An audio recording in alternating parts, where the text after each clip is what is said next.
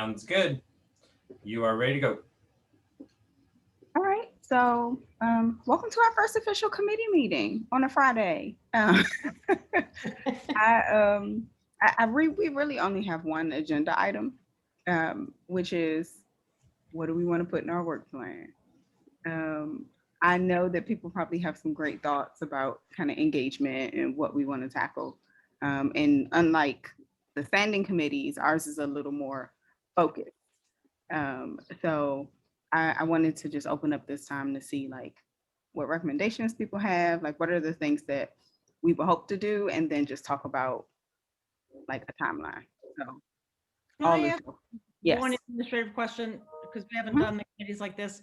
John Paul, can you tell us, I mean, who else is on the call or do we know? And are we on Zoom? Like where are we in the world on this call? So committees are not broadcast, but we record them and then add them later to our YouTube.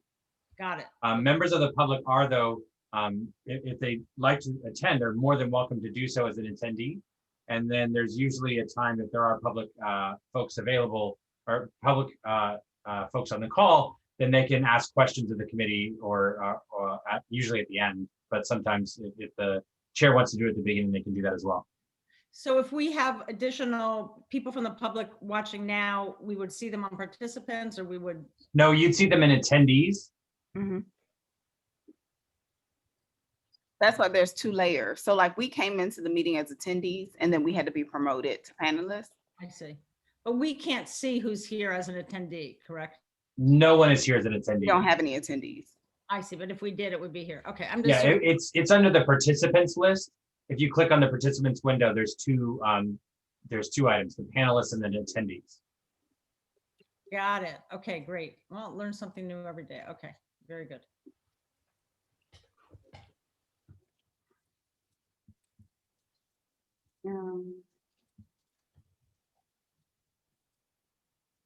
Other questions? I guess actually I do have a clarifying question, I guess, which is that it does seem that the work of this committee has been outlined already publicly. So, you know, Zachary at the oversight hearing was asked directly, like, what the work of this committee would be. And he did say at least two things, right?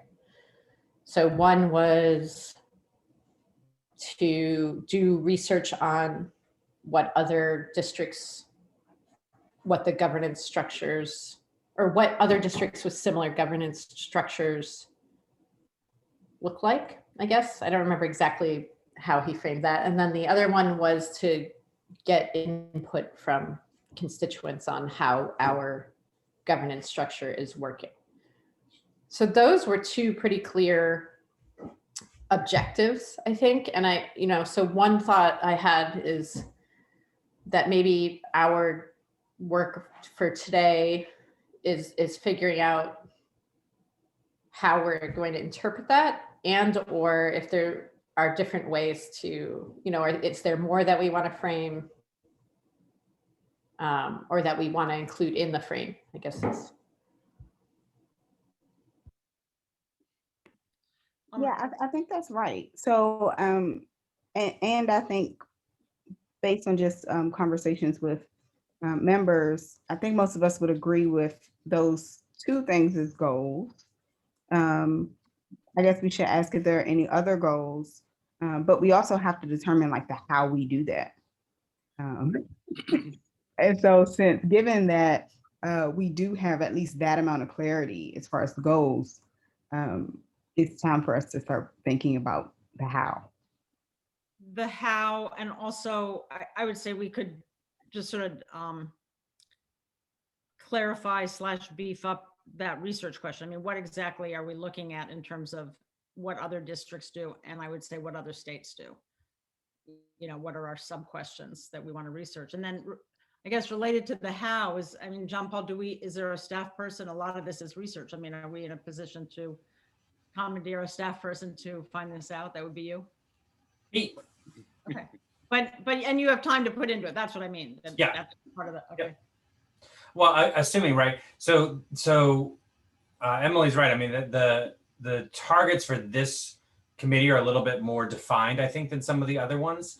But we do still, as a committee, need to establish a work plan and submit that then to the full board for consideration and understanding of what the full capacity of the board is at any given time. Now, this particular group has a specific window of time, right? It has been tasked to have a report done by December. And so that is the end goal of this group. So it's a little bit different. It's December? I thought it was June. It's definitely December. I see Jock is trying to jump in. That little hand thing. That little hand thing. I was trying to make sure I listen to everyone. But also want to know, as we're doing this framework, you just said, John Paul, that it goes to the full committee for consideration and everything like that. And then what? What happens with the report after that's done? Does that? So I apologize. So I meant the work plan goes to the full board for discussion. The report itself will be submitted to the board and then made public. Okay.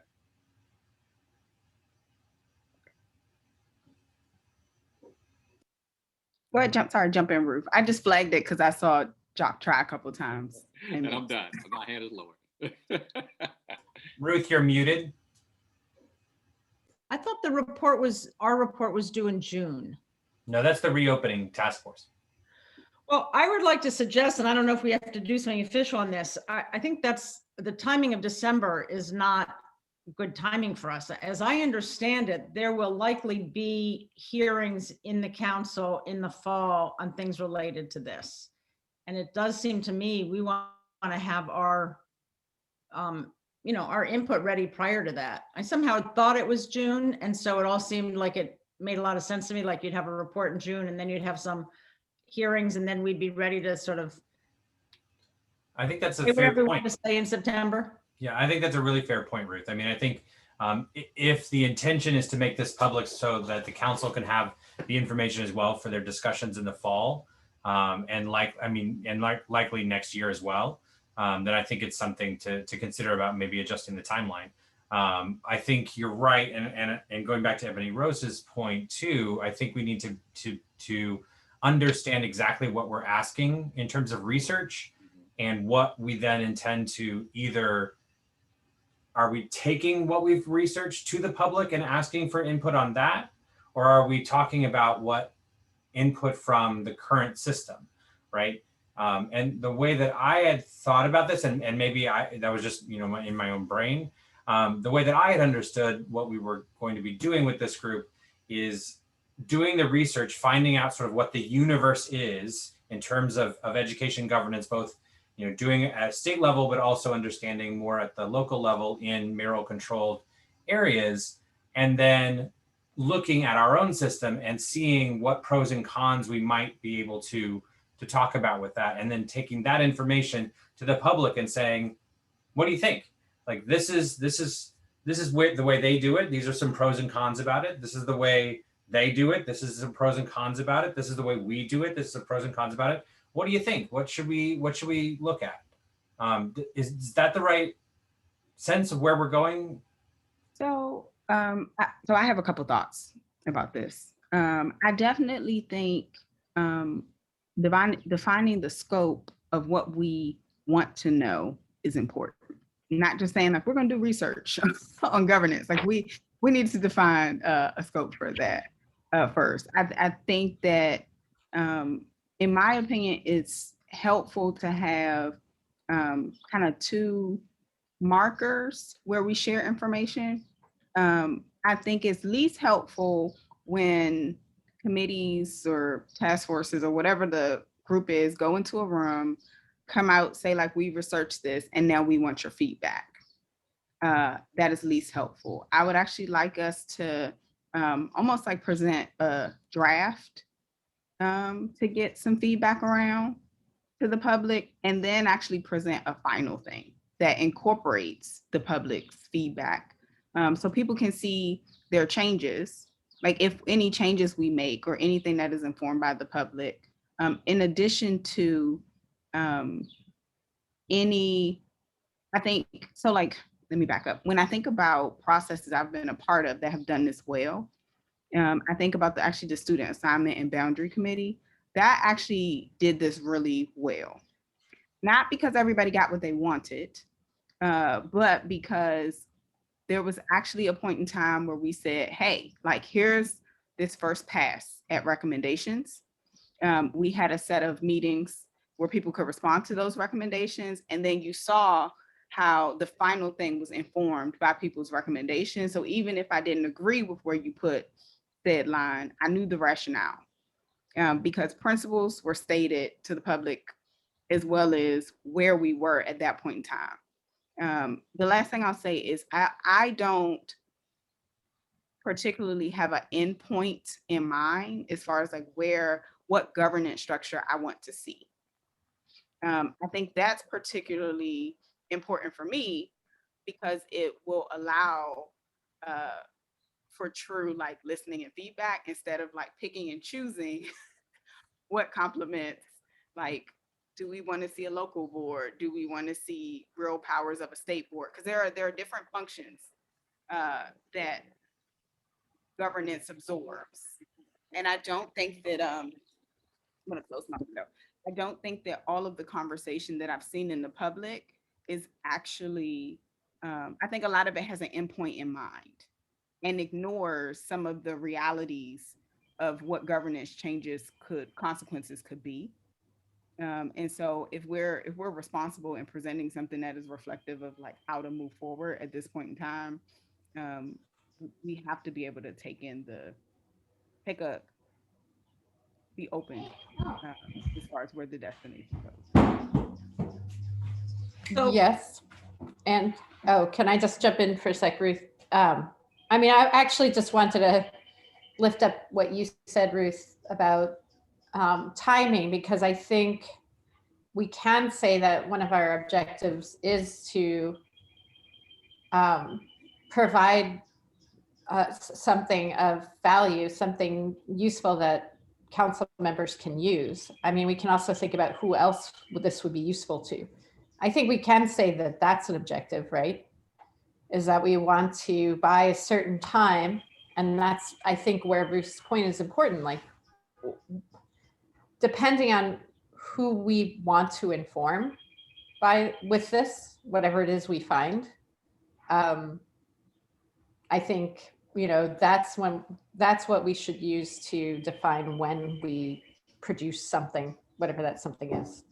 I guess it is a report. We have to do that, right? It's important to produce something to be a part of the conversation in September. I would not necessarily tie our final whatever to the life or death of those hearings that are promised in the fall. I would not.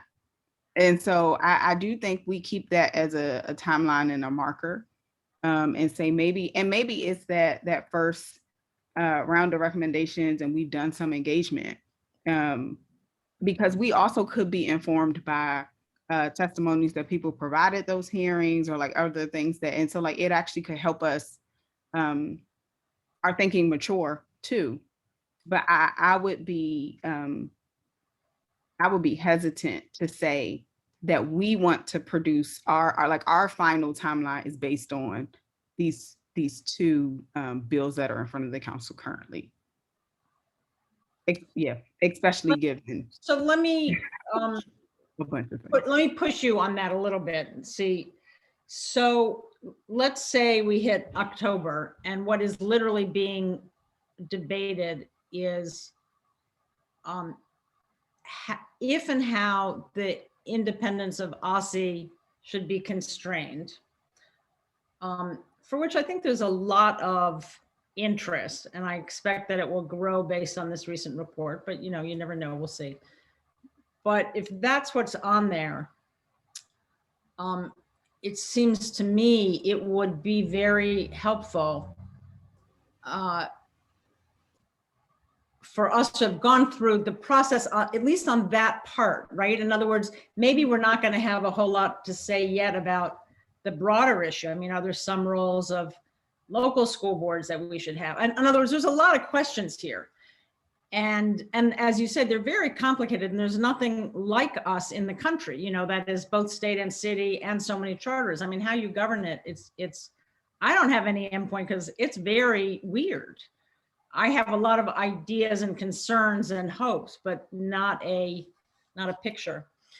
Anyway, my point being, I think if we have, as you know, maybe we divide this up, maybe, and one part of it is our role vis-a-vis OSCE, or the role, you know,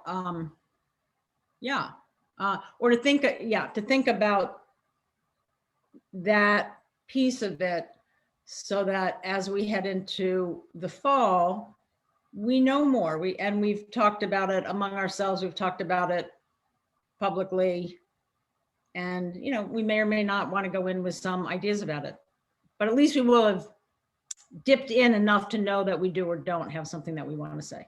Anyway. So I'm going to lift up what Emily asked in the chat, which is essentially, is our intention to provide information to help the discussion or to provide recommendations, or both? I understand this committee's purpose as to provide recommendations overall, which is why I said, I do think it's important what you're raising, Ruth, about us being a part of that conversation. And I'm not saying we can't have presented things that can inform those particular conversations around autonomy or OSCE, or just the other like state level matters. But I think if we focus too much on informing that conversation, there are a lot of things that are missed and are absorbed. And I honestly don't, I don't know how to stay true to honestly my conscience, and saying like, I don't believe we should start with an endpoint in mind of what we recommend is good. I truly believe, as someone who has sat through a whole bunch of processes, been on like task forces and, you know, all the different things, that like when somebody says, all right, look, like I'm going to convene this task force on governance, but we really just going to talk about OSCE, that's not true engagement. And it's not true to what our charge is. And so like, I do think it's important to both be part of the conversation. And I think that marker in time is important for us to have produced some things that they should consider. That's all I'm saying. I mean, that's. Yeah, I believe that to be true, but I don't think that that conversation that's been proposed should limit the scope of our recommendations, is all I'm saying. I totally agree with that. And I totally agree with everything you said about how we want to go into it with, we don't really know what the end point, what the end idea is, or what the end recommendations are. This is what I'm hearing that I think is similar between us, but let me just check, which is, we want to have a broad conversation. We want to do broad research. There's a lot of issues on the table, and all things being equal, we know there's going to be a conversation at the council in the fall on at least one part of this, 90% likely. And we should have that in mind, and to the extent possible, consistent with everything else, be ready for that. Okay. Yes, we are both looking at the same weather report and pulling out our raincoats. We're going to be ready for Very it. good. All right. Excellent. Excellent. Okay. So can we now talk about, like, are we ready to talk about ways that we might sort of fulfill those two objectives? Or are we still figuring out? Yeah. I think so. Yeah. It sounds like you have thoughts. We're ready. Well, I guess, I mean, it's nothing too earth shattering. I guess, you know, the thing that comes to mind in terms of like the research piece, it does seem like we need John Paul to take that on. And I think what we probably need to do is figure out, you know, how to narrow what are the research questions, right? So how do we want to do that? Do we want to start a Google Doc and just start adding to that? Yeah, my forever little buddy here. Me. Always here.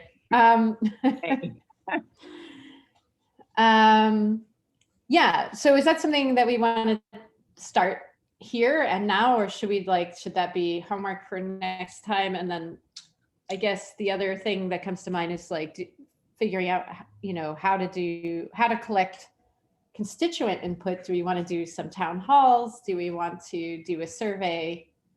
Do we want to, it's an interesting one because I don't think it's something a lot of folks think about very much, the whole structure, the whole system. And so that's something that I'm wondering how we would get at for folks so that we really do get a representative, sample of input. So those are my just first thoughts. Not particularly organized. Go. I could raise my hand all day long, so other people should feel free to raise it first or tell me it's not my I have turn. one right after you, Ruth. Go right Okay. ahead.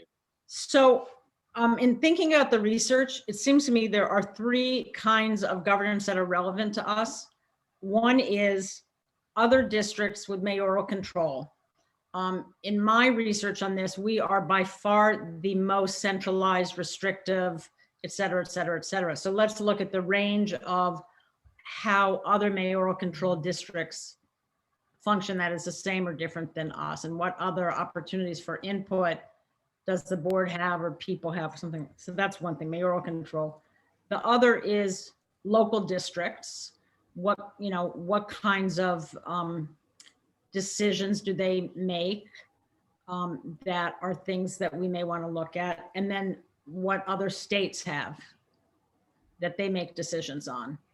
And we can try to go through and be a little more specific about it. And I want to specifically know whether states or districts or mayoral controls do X, but insofar as we can get a grasp of that, I think all three of them are useful. And I just want to say, I actually have an intern. Part of the reason this is on my mind is I have an intern who's late with his paper that is supposed to have done something like this for districts. And so maybe I'll get something very useful that I will share.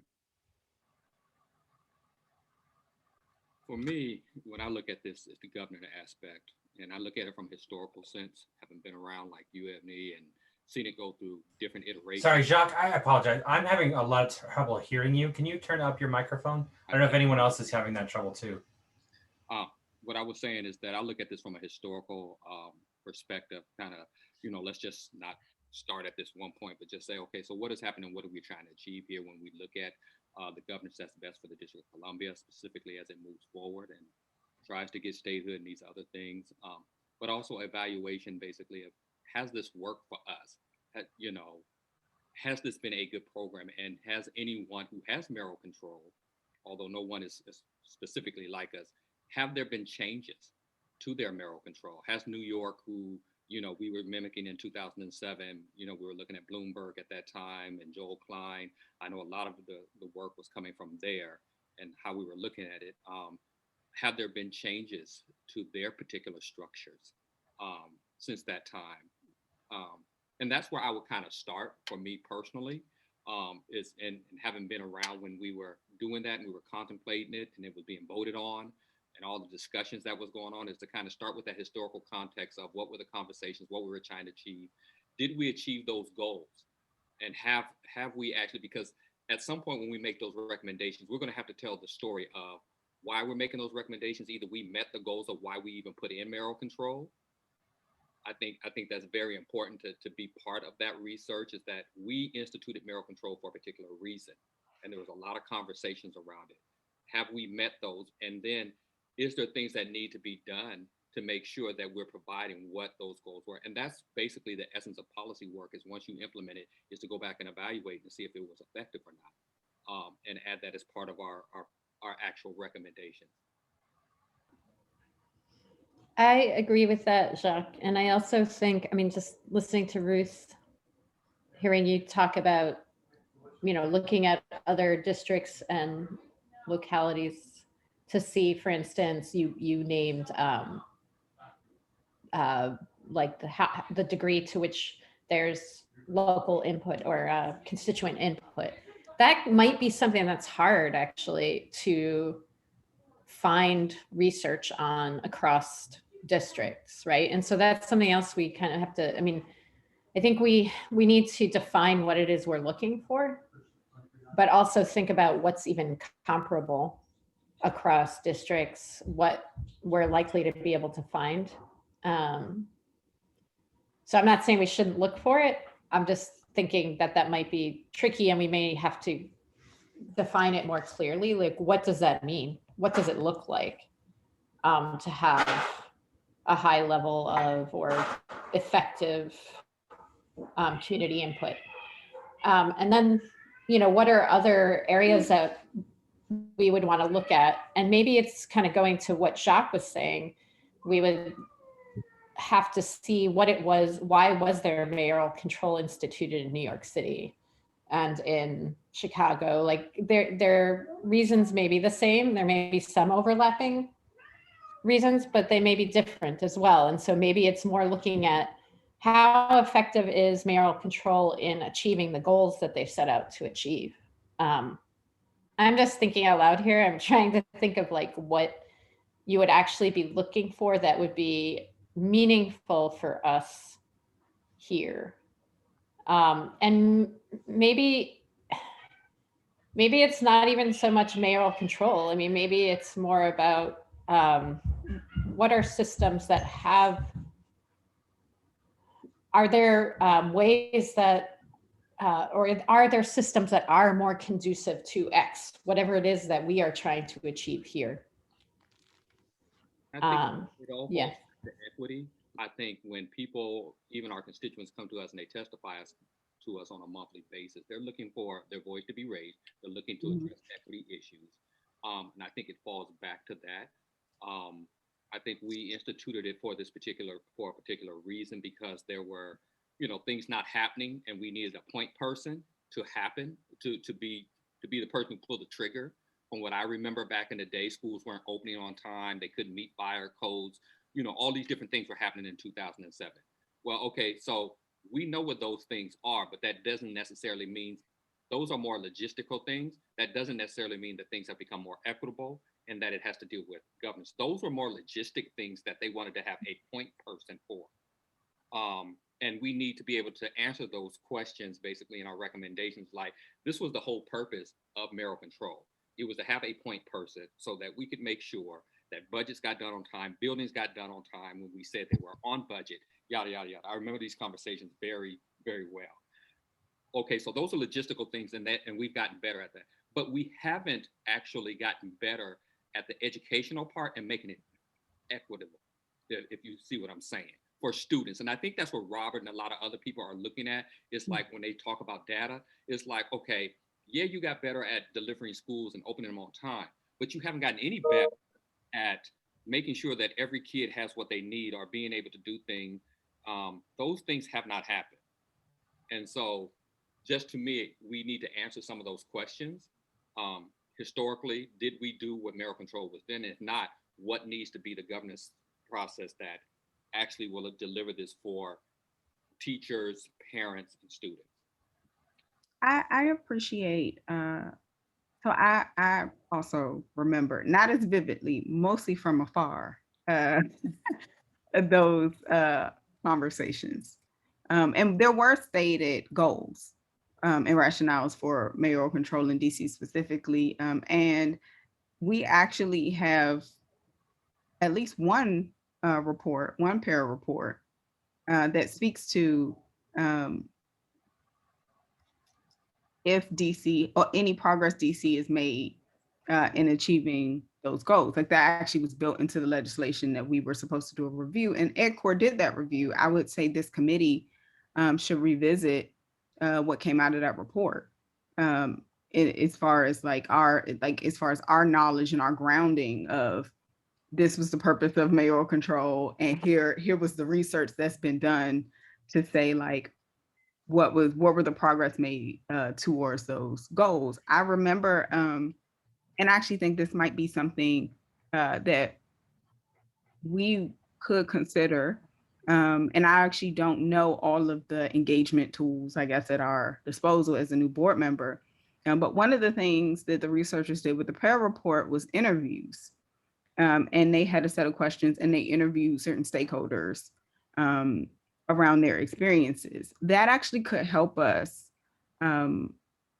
target some engagement questions, like as we move toward the public, and as far as the what are the problems we're trying to solve, or what how do we engage people, how are people thinking about this, before we do like I don't know if we decide we want to do a hearing at a certain point, but I remember that to be particularly helpful in grounding that research and like what are the problems we're trying to solve. Yeah. It makes me wonder how useful the research of other districts would actually be. I'm wondering if it would just be more useful to put our energy into starting with what Jacques talked about and really establishing what the goals were of mayoral control in this city, which won't be too difficult, I don't think. It's pretty well documented, I think.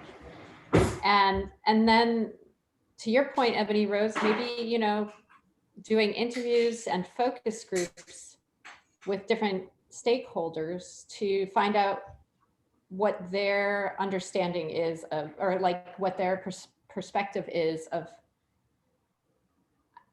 in some way coming up with questions that have that help us to understand if they feel that those goals are being met.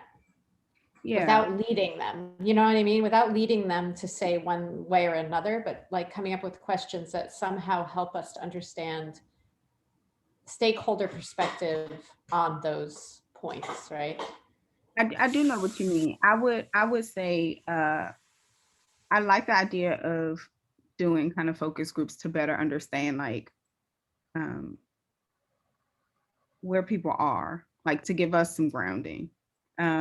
I also think it'll help us think about the things that weren't necessarily considerations. To Jock's point earlier, equity was not a consideration. Let's be clear, it was not. But that is all we profess to care about now. And what, whether you say something is successful based on the goals you set out or not, that might not necessarily be the thing that gets you to the next iteration of what is good. And so just kind of making sure we also include opportunities for people to speak to what the future they envision, I think is important. I wrote down, I was taking notes of as far as some of the questions people ask. I think the question around how have people made changes is a really important one. Like learning how some other cities have adjusted, whether they have the same structure as us or not, we could learn from. In addition to just the helping us center ourselves in what is the continuum of options. I do recognize also that in addition to the question of like where we sit on the continuum, and I agree with what Ruth is saying about like ours actually is one of the most consolidated forms of power there is. There are levels to this. We're like level whatever is the highest. But 105. Also, Level 105. 105. Sure, we're 106. If that is true, but there are also things that when we had a local board, not to say we should that's the path we want to go, have changed as far as DCPS contracting out a lot of services. So like everything from they're making changes around the security, but like security to food service to transportation, like none of that is actually run by our district, which is different. And so thinking about like when people say, because we are going to have to do some a bit of a crosswalk between like what people say they want and like what that means or what we actually have. That is going to be important to understand like how things are running now, because it's not all reflected in just is the mayor in control of the schools or not. Wait, say that last piece again, Ebony Rose. I'm saying it's not all reflected. Like when we think about governance, there are elements of this conversation that are about mayoral control and or versus local board control. and versus like state level, what do we become a real state board? Those are actually different things, right? And and so it's not actually any one of those singular things that touch governance. In addition to things like the DCPS contracting out things like transportation or food services or security. Like somebody has to be responsible. Like who is responsible for all the things? The question is not as simple as if we have mayoral control of schools or not. Like it's important that our committee is framed as governance because it's not any one of those things, if that makes sense. Like when we actually start looking across, like what does DC have versus what does Detroit have? We are going to see more than just consolidation of power with the mayor as differences. We're going to see a lot of other differences from what services are contracted out to chartering authority to all these different things. And so grounding us in like where we sit, I think will give us a more realistic impression of what changes mean. Instead of saying like, we're trying to get to, like, I don't know if I'm being clear if that's helpful, Ruth, but like, I think people have stated goals. It's like, we want OSSI to be independent, or we want to get rid of mayoral control, or we want this, or we want that. Taking a look at other cities, I think will give us a firmer understanding of what the consequences of those changes are. And I mean consequences in a neutral sense. Like as far as what functions would have to shift to make any of those things possible, because I'm not so sure that we've actually had that conversation. Can I throw two things in? That so yeah, stop me from talking. No, I agree with what you laid out there. One thing that strikes me is that different, it may be true that different districts put mayoral control into place for the same or different reasons. But what I think is even more relevant is then you have a mayor and a chancellor who are your first team that use it to do something. And I think, for example, I may have this exactly flipped wrong, but I think it was the first mayoral.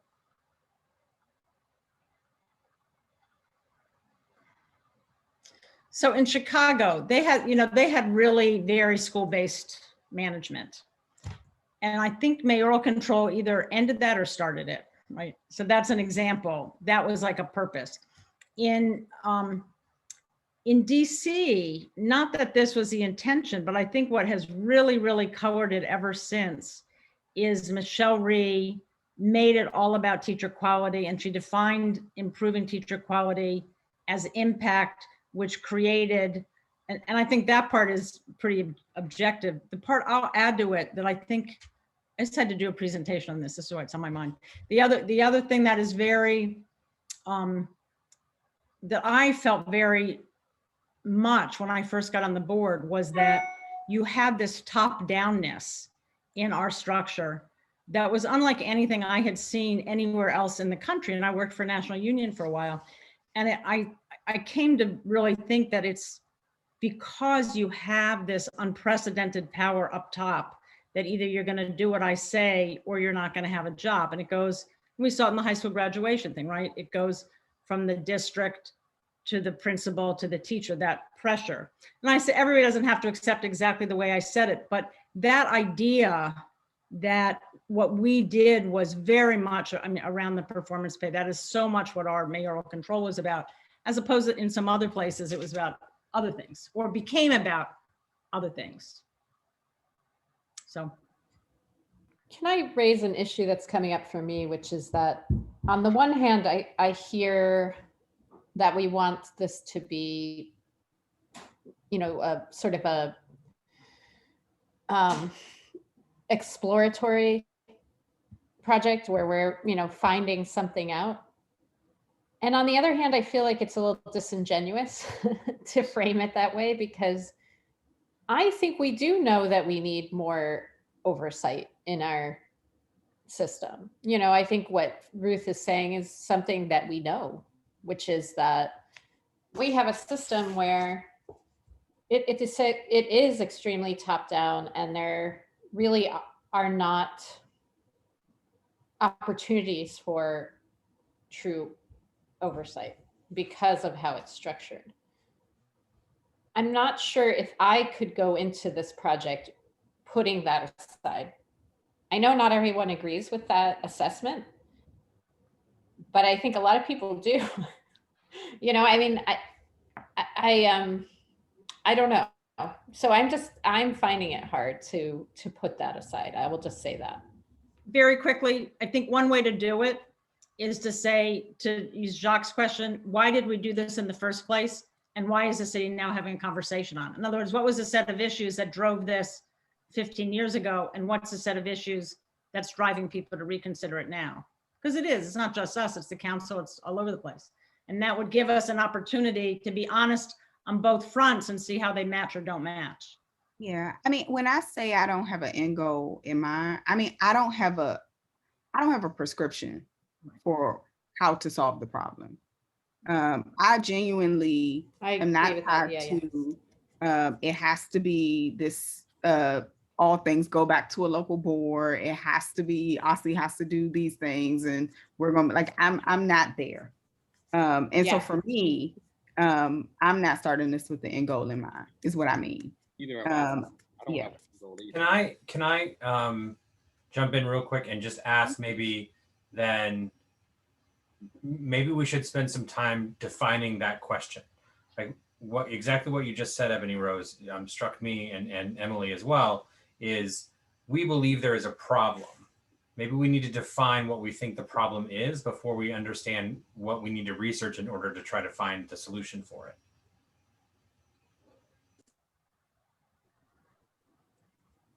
I mean, I'm willing to. Yeah. I mean, I think to share. Oh, yeah, go ahead. no, I was gonna say I'm willing to share the problem as I understand it.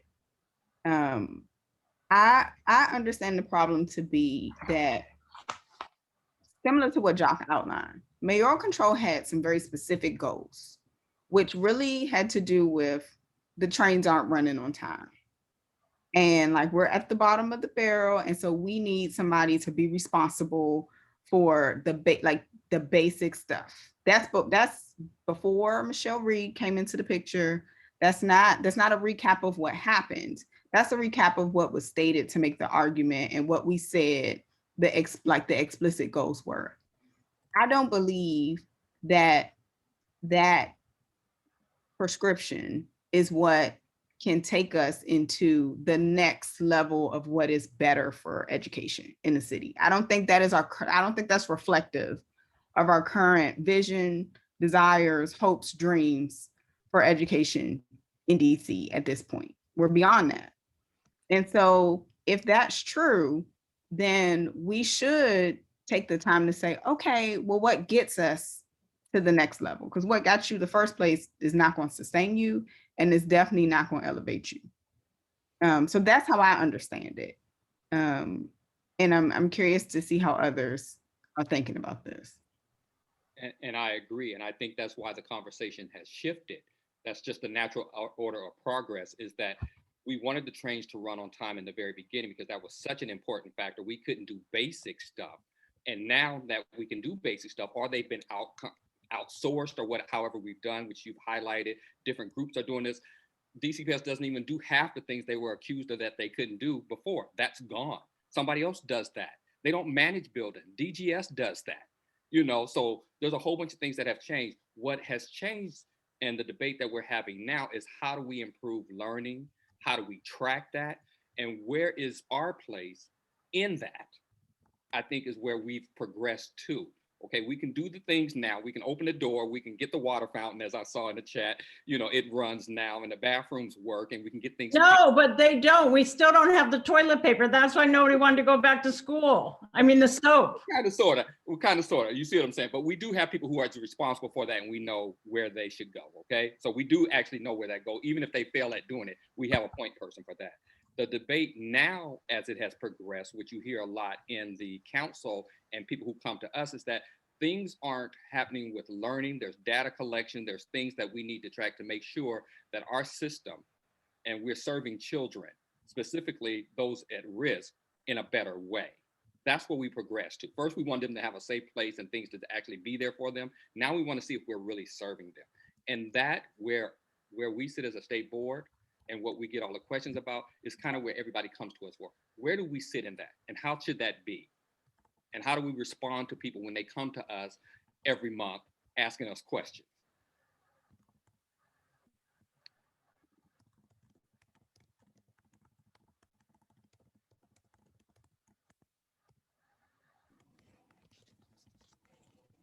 This is a bit of a truism, but it still rings true to me, which is that I think we've become a district that is so hyper-focused on looking good, because we became sort of the poster child for, you know, how good mayoral control is, that it really impedes our cities, our system's ability to do authentic, you know, authentic accountability. So, you know, truly looking at what is and isn't working with the aim of authentic improvement. So to me, that's sort of the new basic problem is that you really can't improve if you are not doing authentic accountability and assessment, right? So we're stuck in a way that we were stuck maybe before, but the objectives are different, or what we're looking at is different. So now it's, you know, maybe not as much the basics of you know, how the system functions and the buildings function, but more, you know, being able to retain teachers, being able to really assess graduation rates and quality of engagement and learning and those kinds of things. It just doesn't seem possible to get real. Yeah, no, I appreciate that. And I appreciate the push on like, what is the question that we're trying to solve? I think that's like, I appreciate that. I think a lot of what, I think some of the questions we've put in the chat are helpful. I didn't see that. She just did it. It's not, you didn't miss much. Just repeating what people said. I think though, I mean, now I guess we're wrapping up, but I think we actually maybe have a good outline for a plan, which is that we still need to, you know, come up with a tighter set of questions. But I think this idea of sort of defining what it was, what the goals were in the first place, plus what they weren't, right? I really liked how you framed that, Ebony Rose, like what wasn't addressed then that we know are really important issues now. So those two things, and then taking those and coming up with questions that will help us gain insight from our constituents, and figuring out how best to do that. So there's, you know, a variety of ways we can do that. And then maybe that will lead us to come up with questions we want to pursue in terms of what other districts do. I think that might be the better order, is like, if we find out from stakeholders that there are a few really important needs or, you know, hopes, maybe that's when we look to other districts to see what they are doing in those areas, and if there are better structures or, you know, initiatives that have led to that. So that's one thought.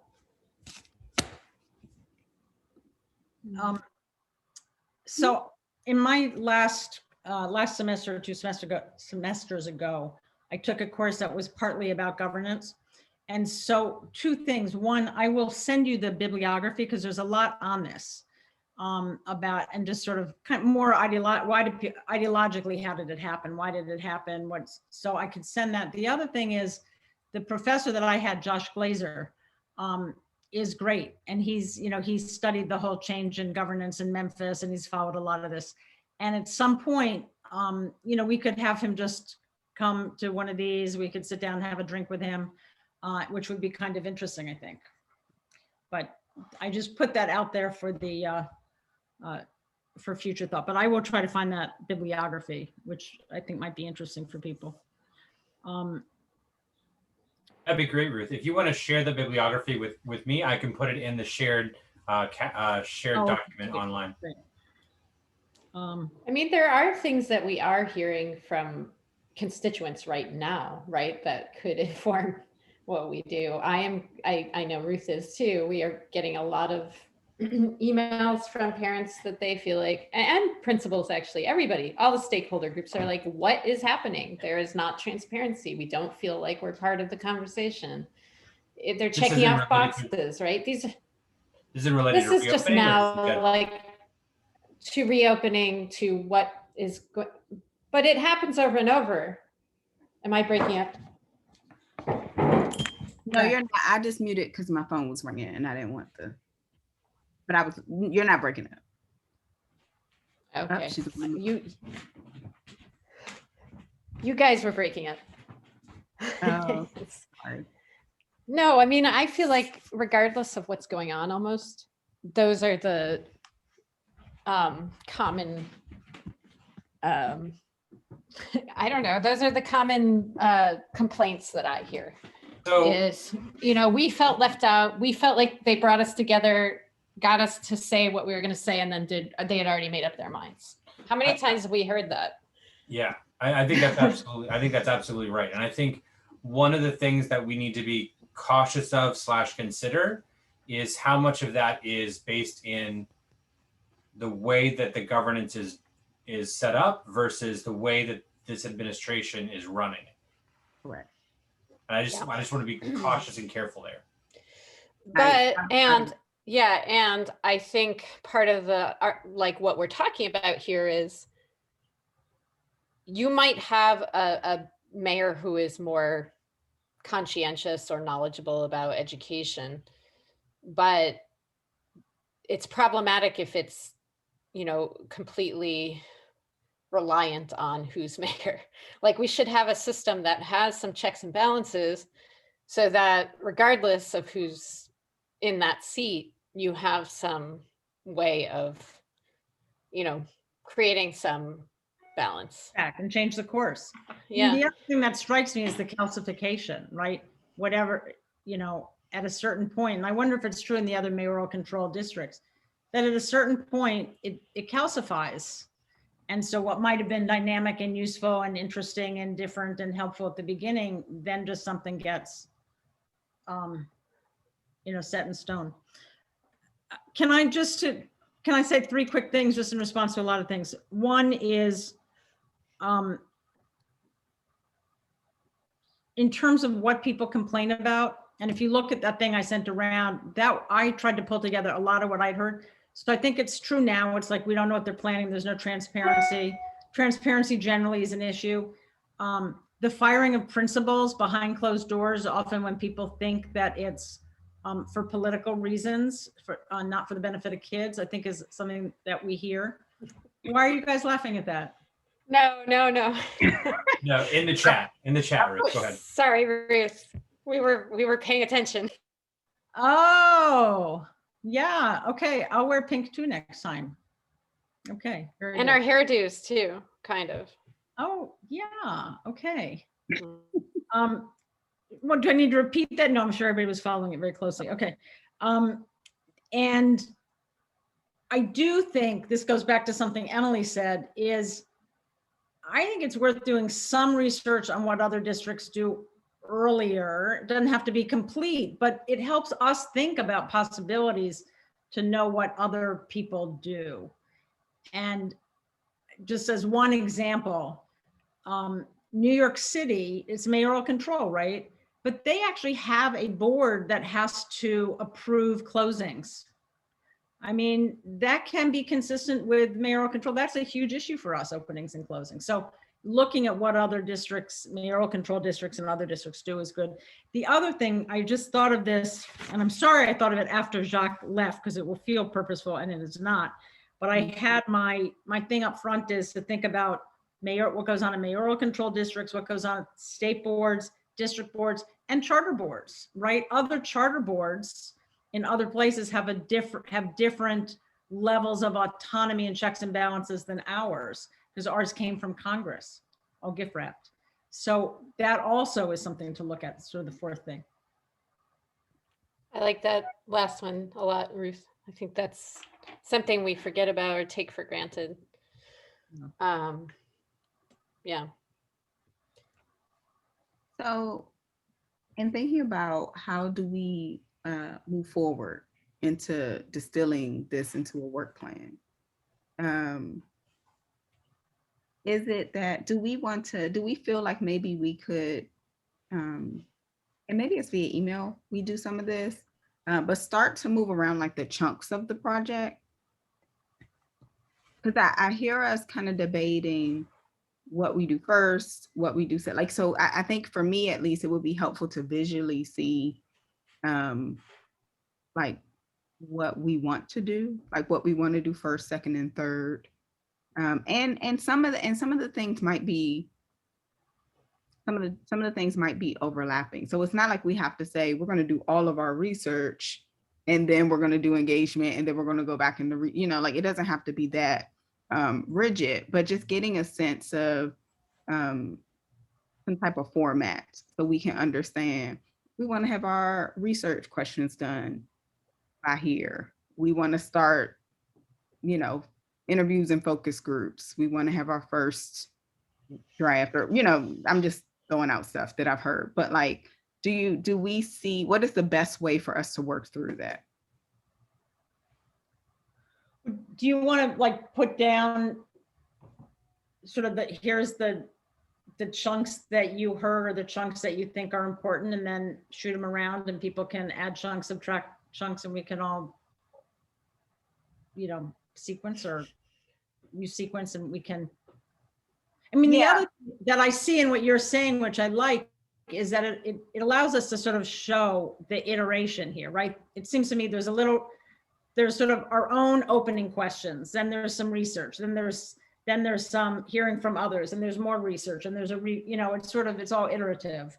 And to show that, I think would help us and everybody see that. Yeah. Okay. And also gives us a way to space out the research, so it's not like one big overwhelming thing up front. Did we decide on our timeline? So is it still maybe something small in June and then something larger in December, or? Yeah. So to remember, the timeline also has to be discussed by the full board. So this committee can absolutely recommend something, but it will depend on other activities of committees on the capacity level. So I think, I personally think that the June initial type of thing, or maybe even an August initial type of release of some information is appropriate, and then a final later in the fall when it's completed. I think that's a great goal. But I do want to note just like the way that it works. So it'd be a proposal at this point. Yeah, I would like to keep as of right now, I want to keep our overall committee timeline December. I think that's the right, like, I don't see a reason to shorten the engagement. I do feel, I don't know if the word is urgency, but I think the word is, I think it is real that we want to be part of the conversation that is happening in time for these hearings. Like, we want to inform that. So we have an interim goal. We have a December goal for a final, and we have an interim goal of getting to a point where we can be present and influential for the fall hearings. Right. Yeah. I think, yeah. And I go back to just being transparent about what I said up front is I would actually like us to have a way, and I would like us to have a way where we say, like, here's what we're thinking in truth, to give people something to respond to too. And I think that can serve both of those purposes. Like, so selfishly, I also feel a need to say, like, hey, here's what we're thinking about. Can we get your feedback? And so I think that's a good benchmark. I agree, Ebony. And is that something that you're thinking about for like a June-ish time, so that it is sort of then fleshing out and coming into a new iteration heading into the fall, and then another one heading out of the fall? Is that possibly? I think I need to see how we're thinking about our iterations to be able to answer that more honestly. That what you said sounds right to me, but I feel like I would be getting ahead of myself to say yes. All right, That, because I don't know. that all sounds appropriate. Oh, Okay. one more So thing. John Paul, oh, sorry. No, No, I I was was just, just offer, I was gonna offer, I actually know the person who headed up the peer review. So like if she's somebody who we would want to come maybe to a committee meeting to Is present. is the peer review the one that you're talking about, the one by the national academies, or the The one one, by the I auditor? guess it was the National Academies and Ed Corps partner to do it out of GW. Yep. Uh, I linked to that one in the notes that I was taking. Ebony Rose, when you say the she, who's the she? Harding, Heather. Ah, yes, of That was course. Heather's job. Gray appointed Heather to do. Right, no, because she was working with Michael Hoyer. Mhm. Exactly. Yeah. Oh, that'd be great. She works at your place. She's my colleague. And she's awesome. And she's a parent. She's a DC. Well, she's a DC parent. She lives in Ward 5. I'm trying to remember, I think it was around the time of that report. I guess I was working with her on something related to that. Not like day job working, but like doing something with her. Yeah, I liked her a lot. She's very likable. I know her too for some reason. I don't know why, or I know her name at least. Huh, I'm just looking at her LinkedIn. Did we ever have her come before? I don't think so. I don't Okay. think so. I don't know. Huh, okay. Anyway, sounds like she's been around. So, and I apologize for being the logistics like person to keep hammering on this, You but should. so the next step for the committee is to provide a work plan to the full board by the working session in April.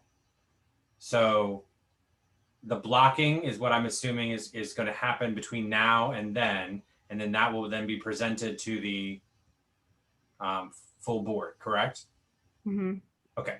I just wanted to make sure that we're on the same page.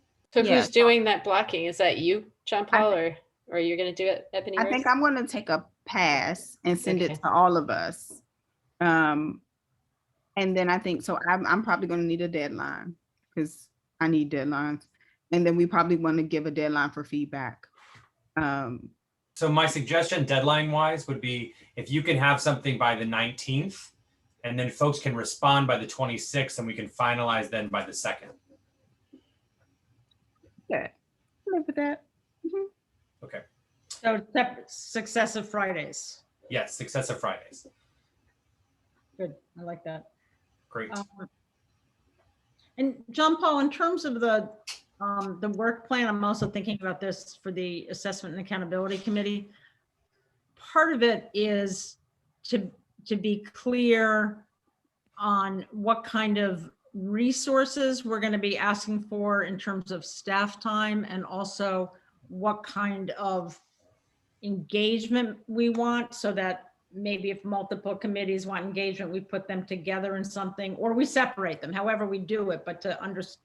So is there anything else in that category? Like, what are we trying to make sure that the work plans include because it's relevant to the If you need any money, if you need any money. like if there's any things that like would require an outside vendor to do, like if we decide we wanted to use a vendor to do the focus groups, or if we want a vendor to do some research or whatever it is, whatever, those kind of things, if you need money for them, or if there's other considerations we need to take into account, right? Like August is going to be a pretty light month, right? Because it's vacation month, even if we can't go anywhere. So we need to like consider what those things are. And we're going to be down on staff, right? Like Alex is going to be out for paternity leave. And so we have to also remember that into the accommodation as well.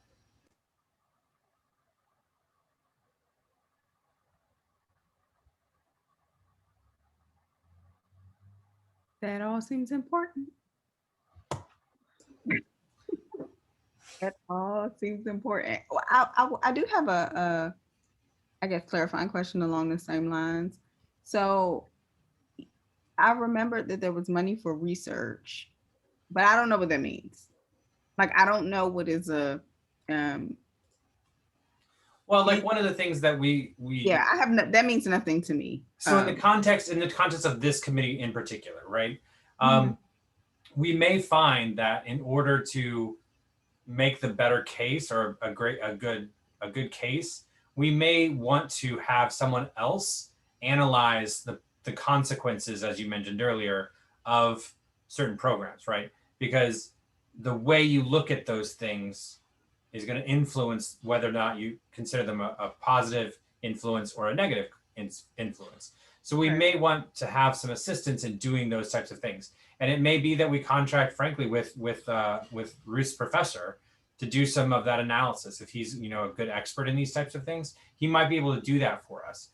I think we also have that ability, but I think this is where we get back to what is the audience for our information, right?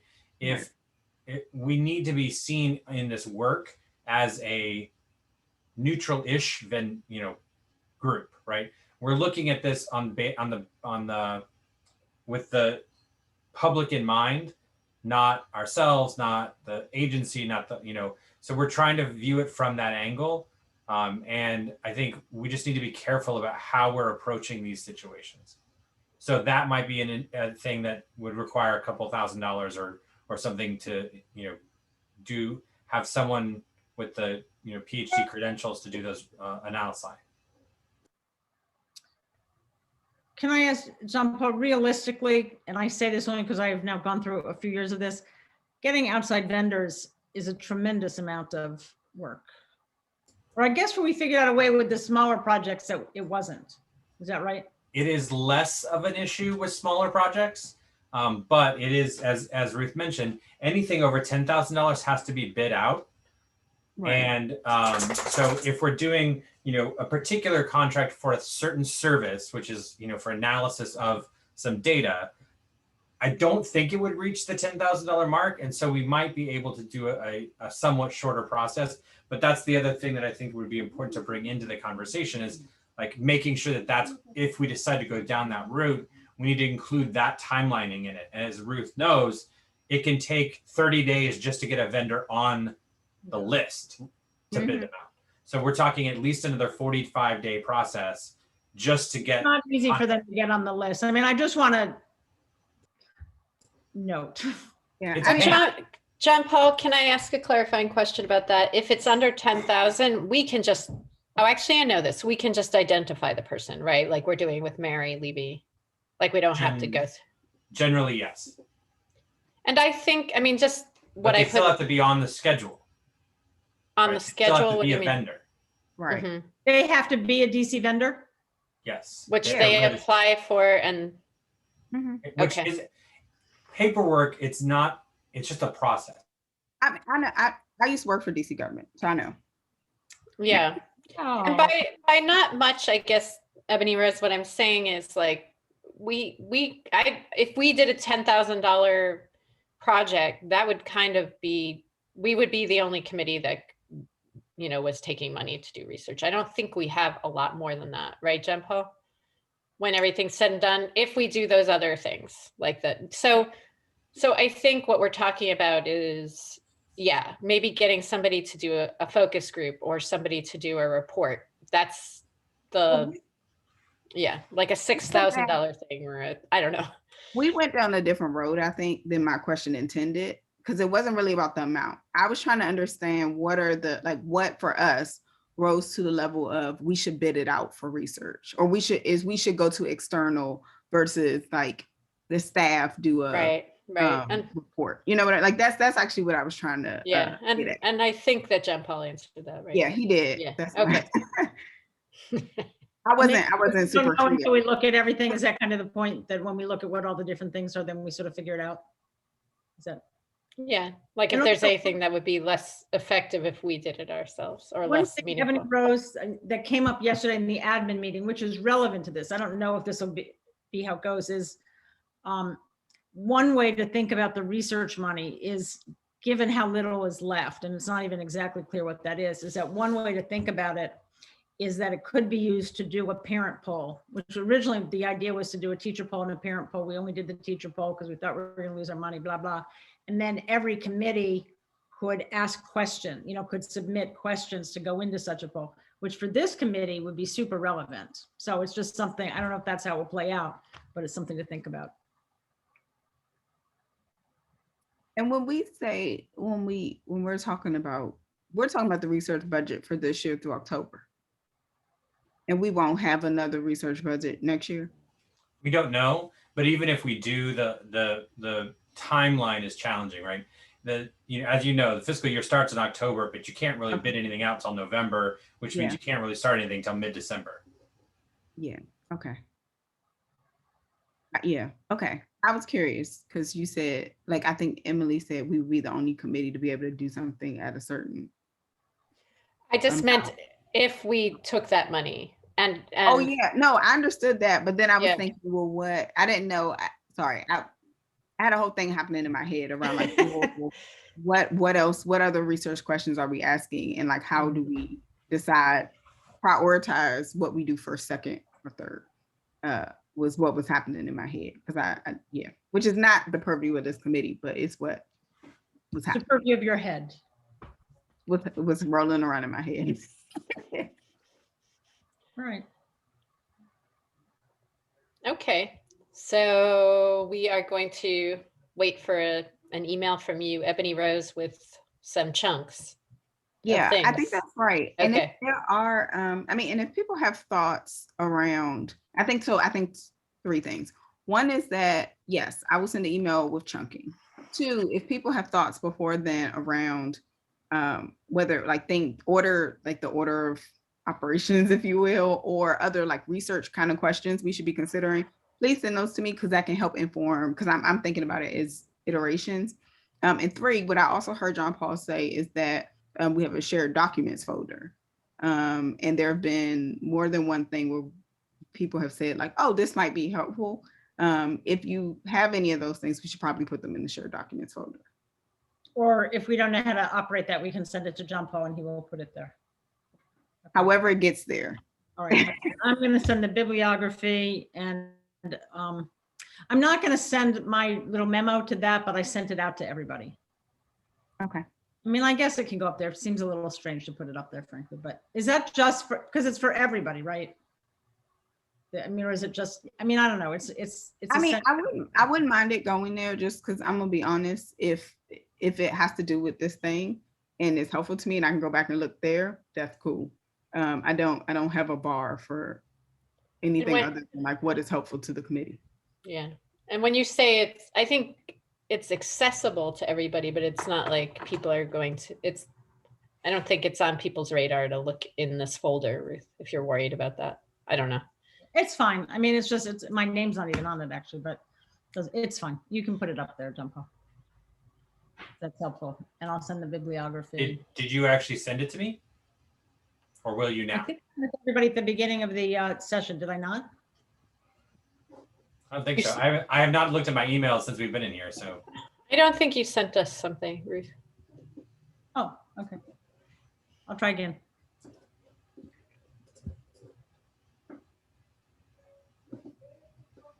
Anything else? I feel like we're at a decent like stopping place. Yeah. And Ebony Rose, if you and I want to get talk again offline about how you want to do the meeting notes for the meeting. I just sort of took them in sort of raw form, like just wrote everything down that I could remember as people were talking, which is also in that shared doc. So if folks want to go back and review it, but when you're writing the meeting share out report, I think that'll be helpful for you to glance back at. Okay. And one more thing for your chunk, Ebony Rose. Do you go ever by Ebony? There's always Ebony Rose. I always want to say Ebony, but is it Ebony Rose always? Is that the? There's people that call me Ebony, but I prefer Ebony Rose. Ebony Rose. Okay, I always start with my syllabification always wants to stop at Ebony, and then I go Rose, and so I'm like, anyway, that's why. Okay. So, for your chunking, do we want to do something at a state board meeting? And I don't have any answer to that at this point, but that's one of the things that we could say. That we want to get input, you mean, from the members? No, to have Like have an expert The- panel or something? Yeah, yeah, to have a Yeah. panel on this, who would it be, when would it be? Likewise, at a working, Oh, I got you. I wanted to sort of preview something there anyway, it's just for the chunking One of the chunks is what you're saying. chunk. Gotcha. Yeah, I mean, I think that's a good note and a good way for a good. That's good to think about as far as like bringing the members along. Like when do we preview things? So Yeah. that's helpful. I don't know the answer to that yet, but that's helpful. Yeah. Thank you. Okay. Right, I'm off to do my, if I can get it done, my Twitter thread on the auditor's report, so you all can look at that later today. I have to. All right. Well, thank you. Thanks for the heads up. I'll put time aside to read it. All right. Bye, guys. Bye. Guys. Take care.